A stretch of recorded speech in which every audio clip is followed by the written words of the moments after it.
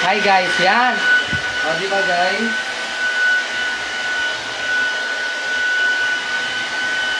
Ang ganda na po ang aking ribbon sa kanya guys.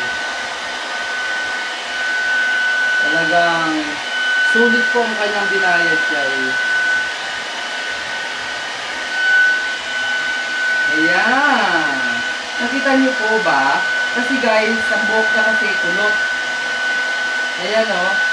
Blower pa lang po yan, di ko pa po na-plancha. Pinatuyo ko lang po itong kanyang buhok guys. Yan.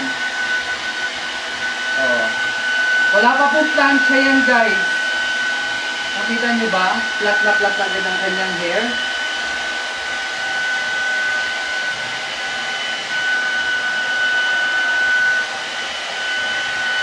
Flat na flat po guys. Ang ganda.